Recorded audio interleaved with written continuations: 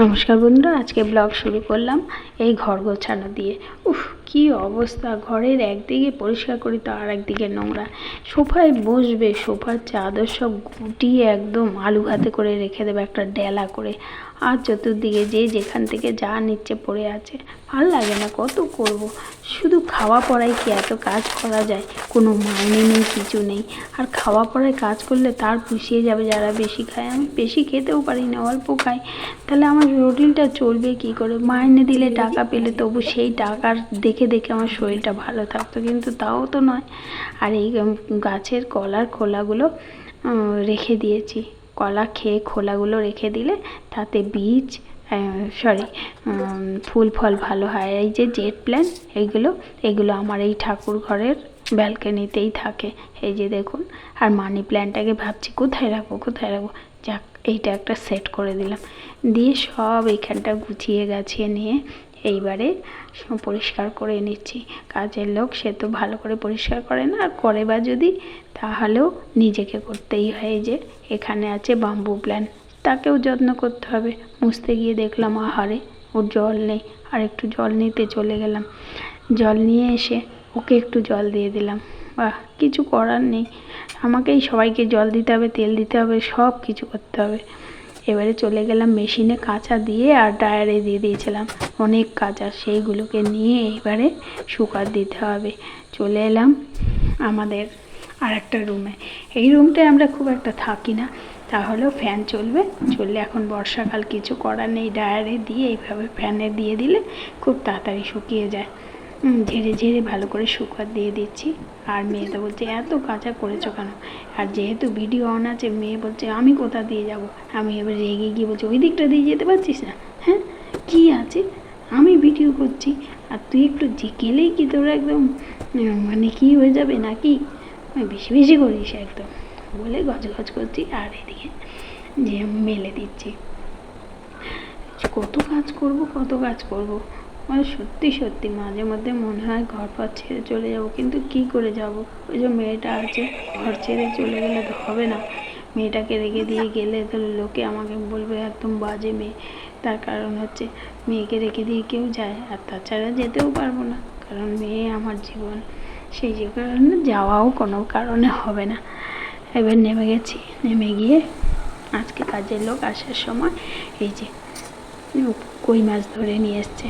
আমাদের এখানে পুকুর আছে, রাস্তার ধারে কই মাছ নেচে কুদে উঠে পড়েছে, আর সেও দুটো নিয়ে এসছে। আমি বললাম এত বড় বড় কই মাছ তুমি রাস্তায় পেলে? চলো আমিও যাব বলে কাজটা সেরে যাওয়ার সময় আমিও বেরোলাম। দেখি আমিও একটা পেয়ে গেছি। আমি আর বেশিক্ষণ দাঁড়াইনি, সময় ছিল না বলে। যাই হোক, আমাদের তিনজনের তিনটে হয়ে গেছে। এবারে কাটবো, কিছুতেই ধরতে পারছি না। এই যে ঢিং ঢিং ঢিং ঢিং ঢিং ঢিং ঢিং ঢিং করে সব চলে যাচ্ছে। খালি তুলছি আর ঢুং ঢুং করে চলে যাচ্ছে। এই যে তা ধিনাধিন করে নাচছে মাছগুলো। ওরে বাবা, কী করে যে ধরবো কি জানি, নেচেই যাচ্ছে। দিয়ে দিলাম নুন, দিতেই আধা মরা হয়ে গেল। আর আমি গাছ কাটার কাঁচি দিয়ে ব্যাস মাথায় আসেও কী দিয়ে কাটবো বাবা, কই মাছ কাটা খুব কঠিন। তাই ভাবলাম গাছ কাটার কাঁচিটাই এবার কাজে লাগাতে হবে। গাছ কাটার কাঁচি দিয়ে মাছটাকে কেটে নিলাম।